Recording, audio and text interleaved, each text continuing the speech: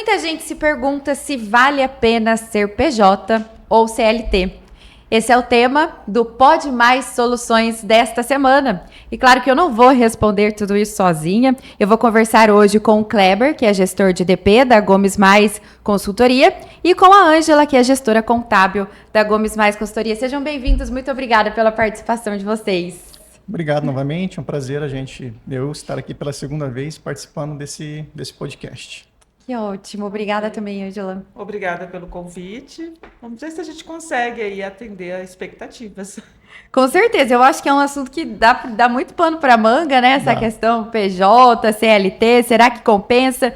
Então, a gente podia começar conceituando, né? Qual que é a diferença entre PJ, né? O que é o tal do PJ, como dizem, né? Ou o CLT? Bom, a principal diferença entre um PJ e um CLT é a questão da subordinação. Então, o funcionário seletista, ele é subordinado ao empregador. Seletista é aquele que tem a carteirinha assinada. Carteira assinada, né? Hoje em dia não precisa mais da carteira, hoje é tudo digital, mas aquele colaborador que o empregado assinou a carteira, que o empregador assinou a carteira dele. E o PJ, né, é uma pessoa jurídica, é uma empresa constituída com CNPJ, onde não vai ter essa relação de subordinação. Né? Então, ele tem uma autonomia em relação às suas tarefas. Lógico, ele vai ter as obrigações contratuais que ele vai ter com o contratante dele, mas ele tem uma autonomia. Já o seletista, ele tem as suas garantias, mas ele não tem, não tem essa autonomia, ou seja, ele está subordinado ao empregador. Basicamente, uma diferença seria essa, a subordinação em relação ao trabalho. Mas, gente, uma pessoa qualquer, assim, né, posso ser uma PJ, por exemplo, né? Para eu ser PJ, eu não preciso ter uma estrutura, assim, ser a pessoa jurídica ou não? Qualquer pessoa pode ser PJ? Pode. Em tese, sim. Todas as pessoas, né? Você vai precisar ter uma formalidade em relação a isso, você vai precisar abrir um seu CNPJ perante a Receita Federal. Tem uns trâmites burocráticos que a gente precisa seguir, mas toda e qualquer pessoa pode virar um PJ. Não existe uma restrição em relação a isso.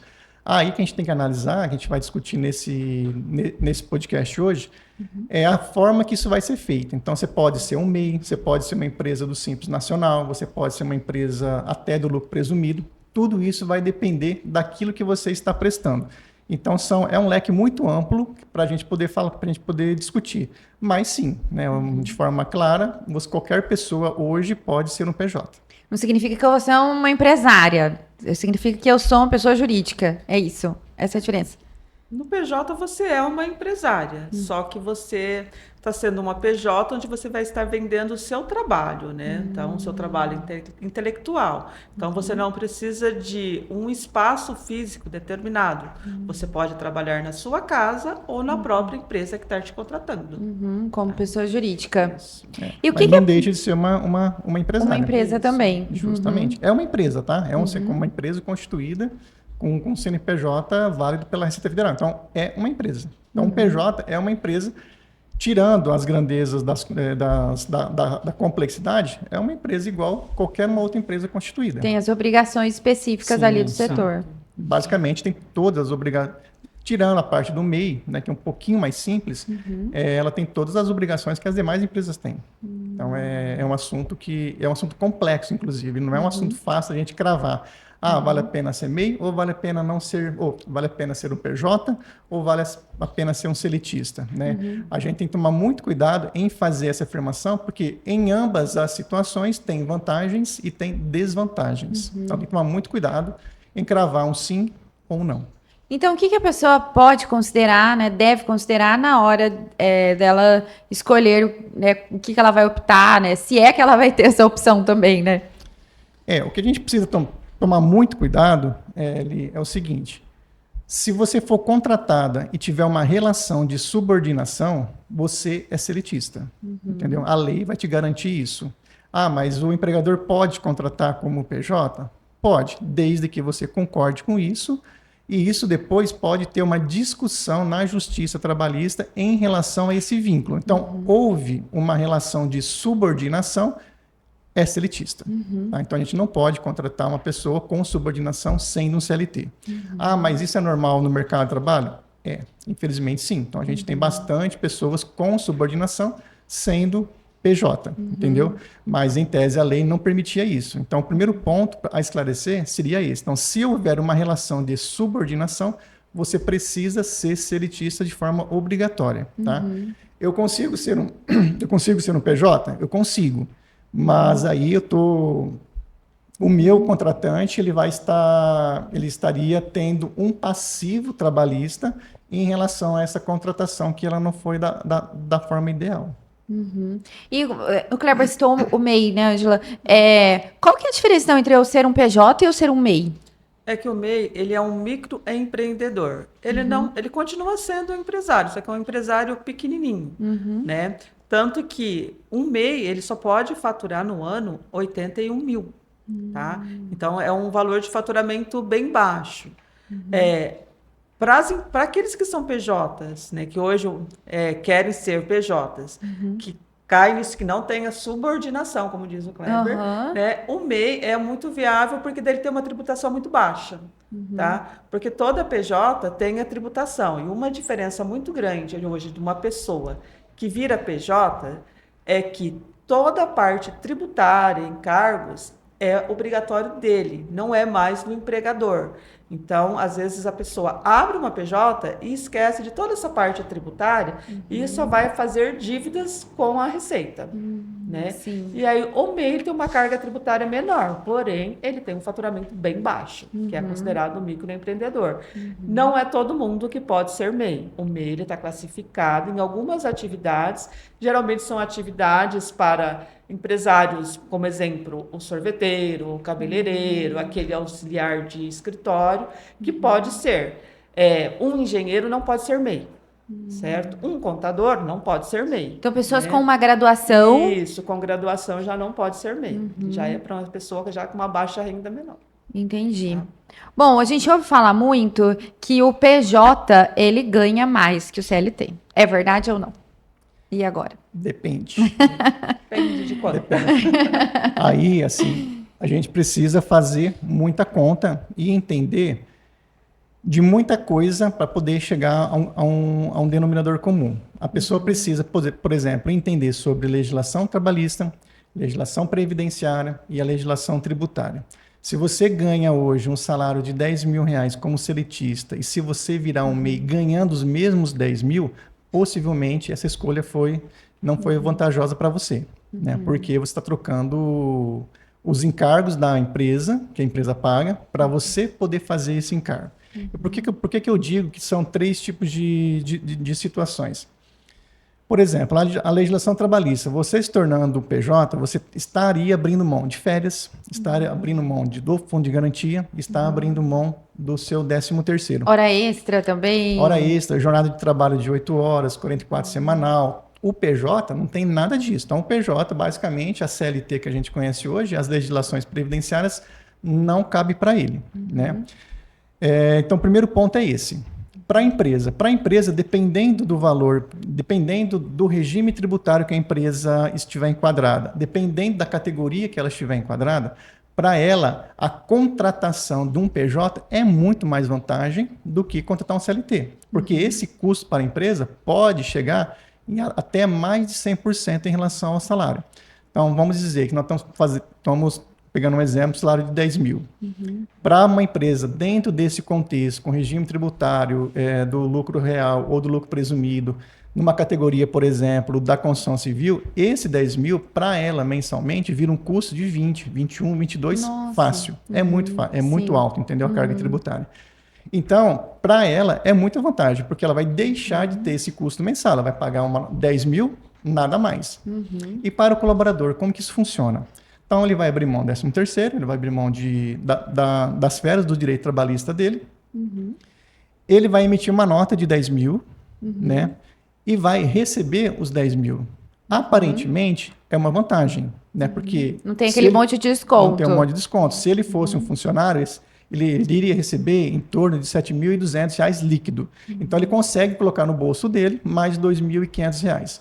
Mas qual que é o grande problema? Ele esquece que vai ter que pagar um contador, né? Porque ele não pode ser MEI, um faturamento de 10 mil não pode ser MEI, tem que ser uma empresa, pelo menos, do Simples Nacional. Nacional. Ele vai ter que pagar o imposto dos 10 mil da nota dele, ele paga o contador, ele vai ter que pagar as obrigações sindicais que isso existem. E aí a gente tem que pensar também para uma outra esfera. Quando ele deixou de ser empregado, ele deixou de contribuir para a Previdência. Ou seja, isso vai afetar na aposentadoria e vai afetar nos benefícios sociais dele, auxílio-doença, auxílio acidente.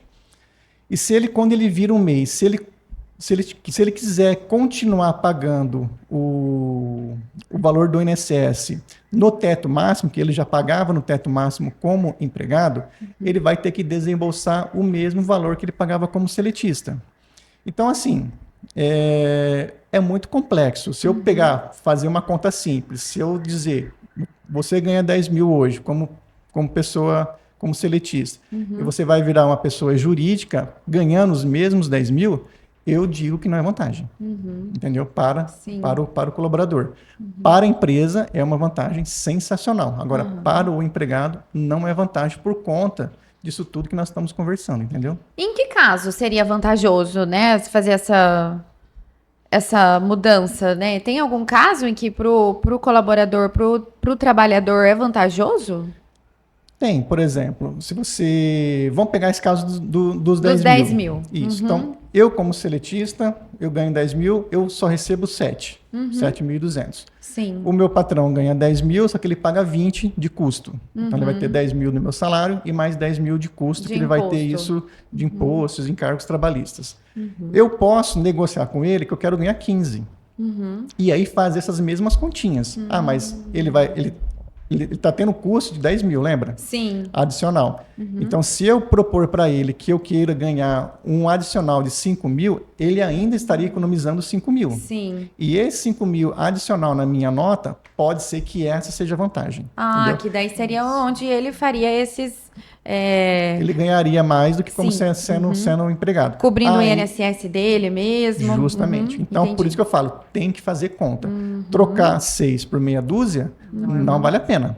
Agora, ele pode negociar assim, você está economizando 10 mil, então vamos repartir o bolo, você me paga 5 mil da sua economia e eu mantenho as minhas estruturas, porque eu estou abrindo mão. Lembra? 13º, férias, fundo de garantia, montoeira de coisa. E em contrapartida desses 5 mil. Então, se isso ainda assim valer a pena, compensa a pessoa se tornar um PJ. Então, a pessoa tem que fazer as contas ali, né? Do tanto que ela vai gastar, né? Muita conta. E assim, e tem uma questão também que hoje o seletista, ele tem uma segurança jurídica. Então, o empregador não pode chegar, quer dizer, ele até pode chegar lá e mandar o colaborador dele embora. Mas, para que ele faça isso, ele vai ter que indenizar o aviso, vai ter que pagar a multa de 40%.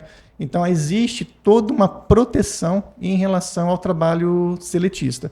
O PJ não. PJ, se você venceu o seu contrato, você colocou uma cláusula lá de anual do seu contrato, venceu a cláusula, acabou o vínculo, entendeu? Nada, o empregador não paga nada mais, você não paga mais nada para ele e segue o jogo, entendeu? Aí vai ter que fazer uma nova renovação e assim sucessivamente. E o PJ como trabalhador subordinado, assim, de uma certa forma, quais são os encargos que ele tem? Quais são as declarações que ele tem que emitir? Então, o PJ, como ele vai abrir a empresa? Então, como a gente disse, o MEI, hoje eu não vejo muita vantagem de ser um PJ MEI, né? Porque, como diz, é um valor baixo, né? Mas ele pode ser Simples Nacional, lucro presumido ou lucro real, certo? Então, dentro do Simples Nacional, ele tem as obrigações dele mensais, que são as declarações PGDAs, e a declaração anual, tá? Além de informações de DIRF, tá? Dentro do lucro presumido ou lucro real, aumenta um pouco mais ali, que ele tenha, além de tudo, as entregas de outras declarações, né? O SPED ECF, o SPED ECD, né? Então, ele tem que ter realmente um contador para acompanhá-lo, tá? Ele não consegue, a não ser que ele faça a contabilidade dele sozinho, né? Ele não consegue ser PJ sem contratar um terceiro para acompanhar essa empresa. Então, ou seja, tem de um lado a segurança do CLT, do outro lado a liberdade do PJ. Isso. Aí E também assim, lembrando que cabe. PJ tem muitas coisas simples que às vezes não são levadas em consideração. Por exemplo, um PJ tem que ter um certificado digital. Eu, como empregado, não preciso ter esse certificado digital. Um PJ precisa. Ah, é um custo pequeno? Sim, é um custo pequeno. Mas são coisas que as pessoas, ao virarem essa chave, elas não entendem. Sem a E conta, quando o né? contador Vai somando, começa... né? Vai somando. Quando o contador começa a mandar um monte de boleto para ele pagar, ele fica bravo com o contador. Ele vai começar a fazer as contas e falar, mas não está valendo a pena. Não é culpa do contador. Não, o contador só faz aquilo que a lei determina, né? Sim. Por isso que é interessante muito, Li, a gente, para quem for fazer essa virada de chavinha de seletista para o PJ, tem que fazer uma análise tributária, um planejamento. Tem que fazer conta, que não dá para você tomar essa decisão sem você pôr tudo aquilo no papel para você entender se vai ser viável ou se não vai ser viável para você. Sem contar toda essa organização que o PJ tem que fazer relacionada à aposentadoria, a um fundo de garantia, né, que o CLT tem. Uma reserva, caso ele cancele o contrato dele, faça uma rescisão de contrato, que reserva ele está fazendo, né? Então, tem tudo isso. O PJ tem que pensar e colocar ali na ponta do lápis, Na ponta né? do lápis. Na ponta do lápis. E assim, já fizemos algumas simulações lá na Gomes Mais e não compensa. Em muitos casos, não compensou a pessoa virar PJ, entendeu?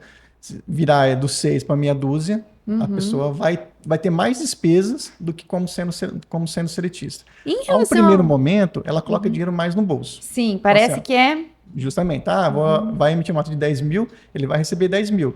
Quando ele pega esse 10 mil e começa a pagar tudo aquilo que ele precisa pagar, que são impostos, que são obrigações. contadores, são as obrigações, aí ele vê que esse 10 mil pode ser que ele ganhe menos do que ele sendo seletista, ganhando os mesmos 10 mil. E você já começou esse programa alertando, Kleber, sobre a questão da subordinação, né? Sim. Que o PJ, no caso, não pode ter. Então, como que fica essa questão do direito trabalhista desse trabalhador PJ? Assim, ele tem direitos também? Como que fica? Em tese, não. Entendeu? Então, assim, o direito trabalhista dele, na relação de pessoas jurídicas, né? Do contratante, essa pessoa jurídica, de uma contratada pessoa jurídica, essa relação é comercial, já não é mais trabalhista, entendeu? O que a gente vê muito, tá? Inclusive, já também tivemos clientes nesse ponto. As pessoas contratarem um PJ, entendendo que tem uma segurança jurídica nisso, existe um contrato, existe toda uma formalização legal em relação a isso, mas existiu a subordinação. Ou seja, eu não tenho autonomia como PJ para chegar a hora que eu quero, para ir embora a hora que eu quero, eu preciso chegar às 8 horas, eu preciso ir embora às 18 horas, eu recebo meu salário todo dia, no quinto dia útil do mês. Ou seja, existiu toda uma questão da subordinação. E nós fomos, a empresa, né, o cliente nosso, foi condenada a migrar o contrato PJ para a CLT e ter que pagar todos os retroativos, em relação, inclusive, aos impostos. Então, até para o empregador, existe risco. Não é algo que seria 100% seguro. Foi um entendeu? barato que saiu caro para todos os lados, né? Justamente. Teve essa dor de cabeça para o colaborador, esse encargo para o empresário. Foi. Então, assim, foi... E a conta, nesses casos, se você imagina, pode ser uma conta alta, porque ele pode pedir, no caso da esfera trabalhista, os últimos 5 anos. Então, você imagina, 5 anos de 13º, 5 anos de férias, 5 anos de fundo garantido, um monte de coisa. Sim. Então, a conta pode chegar alta. Então, para o empresário, o que é bom deixar um alerta? Não é algo que seria 100% seguro. Tá? É muito usual no mercado hoje, é uma tendência, inclusive, que a gente tem percebido, né, principalmente nos cargos de gestão, gerentes para cima, todos eles estão sendo contratados como PJ, mas você também precisa fazer uma provisão de reserva, o empresário, para que caso haja alguma discussão na esfera trabalhista, você consiga ter essa reserva e bancar isso. Porque não é algo, porque se o colaborador, né, se o PJ, entre aspas, aí, conseguir comprovar toda essa subordinação, o juiz vai condenar você a pagar ele como seletista. E existe alguma forma dos dois, tanto o empresário, né, quanto esse trabalhador aí, eles se assegurarem, né? Já que esse mercado, né, como o Kleber falou, está mudando, né, o mercado, né? Cada vez mais a gente vê contratações PJ por aí. Então tem alguma forma de se assegurar, talvez um contrato, alguma coisa né, mais amarradinha ali no começo, para que isso seja menos traumático para os dois lados? A forma de segurar é firmar um contrato, né? Um contrato com ele. O que eu digo sempre? Você pode colocar algumas cláusulas de segurança, por exemplo. Você pode colocar uma cláusula que eu, como prestador de serviço, não posso sair da sua empresa durante pelo menos 30 dias antes de te avisar. Seria, entre aspas, aí um aviso prévio. Para quê? Para que você não fique na mão. E a mesma coisa, então você não pode me mandar embora de forma imediata sem me avisar com uma antecedência de 30 dias. É uma segurança que pode ser feita via contrato de prestação de serviço. Mas lembrando sempre, quando a gente está criando essa relação de emprego, ela não está à luz da CLT. Então, assim, é um vínculo, é uma relação comercial. E aí vai ter que ser regida pelo Código Civil e outras legislações pertinentes. Entendi. Daí já nem, se caso haja algum transtorno, nem é na Justiça do Trabalho. Não. A Justiça do Trabalho vai ser somente se você pleitear o vínculo empregatício. Aí sim quem vai ser a Justiça que tem que julgar é a do trabalho, tá? Mas não, se for qualquer outro pedido, aí teria que ser na esfera civil. Ou seja, né, eu acho que ficou aí bem explicado que cabe, né, a pessoa analisar, fazer uma boa amarração ali, né, no sentido, né, fazer um contrato muito bem feito, né, muito bem estudado e principalmente fazer as contas. Principalmente fazer as contas. Principalmente, né, o financeiro é o que pega, né? É fundamental as contas e o contrato bem amarrado em ambas as partes, né? Sim. Porque assim, existe vantagem? Existe. Tanto para o empresário, que ele economiza mensalmente falando um valor muito significativo de impostos, porque a carga tributária no Brasil é muito alta, e para o empregado também, porque ele vai acabar recebendo mais do que ele recebe como seletista. Mas ambas têm que ter uma noção muito clara que isso pode ser que seja fictício, né? Então, ambos precisam ter uma reserva, tanto o empregador com uma provisão de reserva para contingência, e o empregado também. Então, tem que fazer conta ali. Não dá para você tomar uma decisão dessa sem você procurar um especialista, sem procurar um contador que consiga te colocar todo o cenário possível dessa mudança, dessa relação. Tem que ser feito consciente. Se alguém tiver alguma dúvida, né, achou interessante esse assunto, estava pensando em fazer alguma alteração, vocês atendem? Como é que tá? Sim, pode procurar nós lá no Gomes Mais. Sempre estamos corridos, né? Graças a Deus, bastante trabalho, mas a gente vai estar lá à disposição para poder apoiar no que for necessário. E fazer as contas, né, Ângela? Fazer as contas, com certeza, né? Tem que ver, inclusive, até a questão das atividades, né? Porque muitas vezes amarra tudo, faz as contas, faz o contrato. Aí, por questões tributárias de quem optou pela PJ para pagar menos imposto, coloca uma atividade daquilo que ela não vai exercer, né? Aí também tem que tomar muito cuidado com isso, tá? Que também é um outro problema. Pode dar problema. Muito, porque você imagina, se você, em tese, você está mascarando para você poder ter um benefício fiscal, né? Se a Receita descobrir isso daí, ela vai te desenquadrar dessa atividade, vai enquadrar você na atividade correta que você exerce e possivelmente não, ela vai te cobrar todos os retroativos que você deixou de pagar. Olha só. Então, tem que tomar muito cuidado. E a gente, infelizmente, observa muito isso. A pessoa presta um serviço, a gente sabe que a pessoa não é aquela atividade que ela exerce, ela faz isso por conta do valor financeiro, por conta de pagar menos impostos, mas não é aquilo. Então, também tem que tomar muito cuidado. Então, novamente, tem que procurar um profissional habilitado para poder te ajudar nessa tomada de decisão. É isso aí, gente. Então, a Gomes Mais Soluções está lá à disposição para você que estava pensando, está com essa ideia aí de fazer essa mudança, né, do CLT para o PJ. É melhor você tirar todas as suas dúvidas antes. Kleber, Ângela, muito obrigada. Imagina, estamos à disposição sempre que precisar. E se alguém quiser nos procurar lá na Gomes Mais, estamos à disposição também. Muito obrigada e a gente volta com mais Pode Mais Soluções em breve aqui no Portal Hoje Maringá. Até lá.